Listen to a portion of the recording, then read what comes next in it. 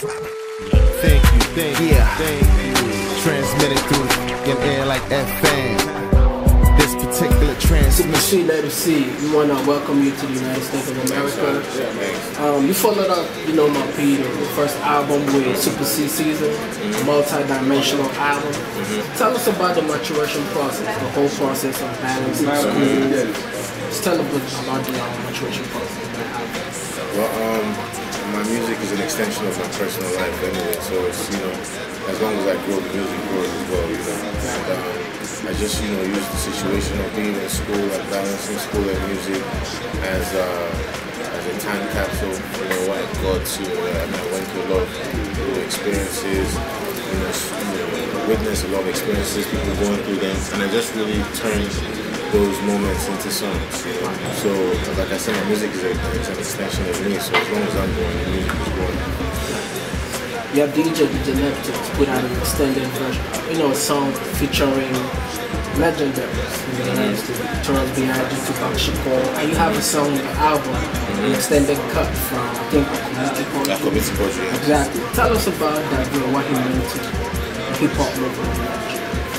The Green represents the big part of the hip-hop movement in Nigeria because he came on, I think he was one of the most successful artists in terms of hip-hop sense to come from the streets, from the streets of Lagos, and I mean that's what hip-hop was born from,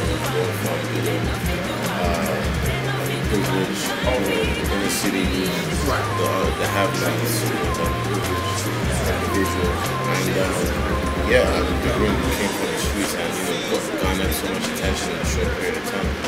So really brought that aspect into Nigerian hip hop that was required for the industry to grow and for more people to pay attention to what we do in Nigerian hip hop.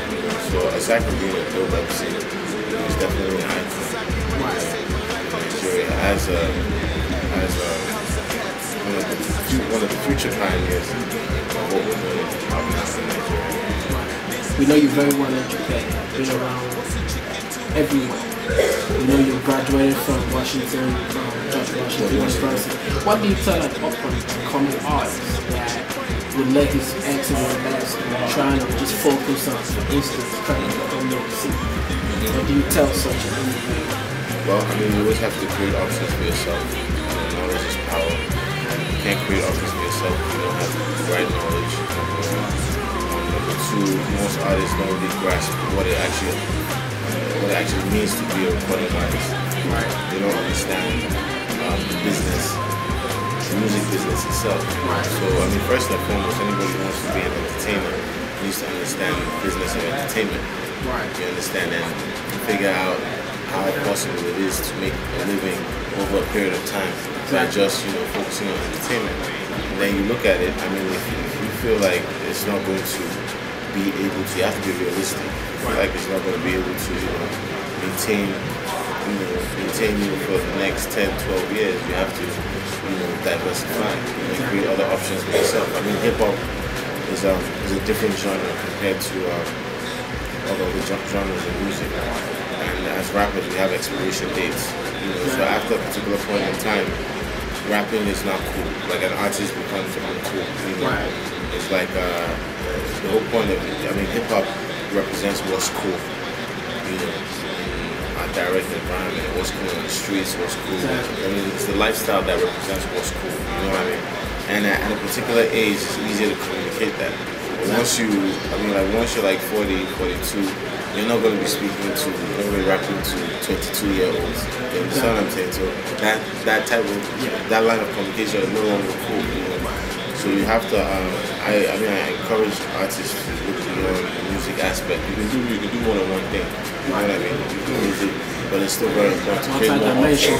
Create more options for yourself. Well, you have a song, your album is pretty much for everybody. You have different songs, love songs, you have Deja Vu, you have Akomojibo, you have the song in Asha, you have, the album is a complete album, it's a classic, and that's the thing I should say. But there are people that haven't really been around. Like, for instance, out here, I ride the Amtrak from New York to DC. And there's a song you have, Giddy's Mind. Yeah, you talked about it on the fast track, like Amtrak. Yeah. How do you tell people, like people overseas, for instance, Nigeria, where we from, how do you connect with people that might, they listen to the music, they don't understand certain things? How do you, try to that's easy. I mean, that's easy. Most songs, virtually all songs, that I make, are aimed at, capturing some form of emotion that, somebody has experienced. From 10 over 10 to Share My Blessings to Voodoo, to Deja Vu, to Guru, to 5 and 6. So these are all situations that human beings can identify with. Now, as a lyricist, sometimes you rap, you say certain things and you don't expect everybody to understand. Exactly. What you expect is for people to go out and find out what you're talking about. You know what I mean? That's what all the MCs do. When Jay-Z and Nas are rhyming, they don't really necessarily wonder whether, like Jay-Z, like Jay-Z says in some line, he says something like a turbulent. The average Jay-Z fan will never know what a turbulent means. Yeah, you know what I mean? By the end of the day, it's like rappers are schooling their listeners too. Yes. So it's supposed to push you to actually, okay, what does this mean? You know what I mean? Actually go out there. But what you will see is that most times the listeners, they will just hear it and they wouldn't even bother to check it, checking it out. Okay. You're a public figure. Nigeria, there was a lot of riot. The presidential election just passed. Yeah. What do you do? How do you put it across to the masses that the whole violence situation as a public figure? How do you? What's your part? How have you done things to help stop this? Well, I can't really. I'm not in the capacity to stop it.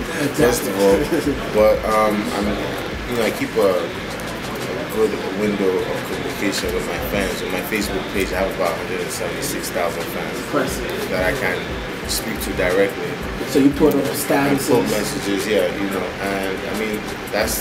that's part of the little that I can contribute, and obviously I'm violence free. I'm not a politician per se, so you have to be careful with the way you convey certain thoughts. But at the end of the day, all of us find upon violence. It destroys our communities. We lost youth coppers in the riots. I've been a youth copper before. So it's a terrible situation. I really hope and pray.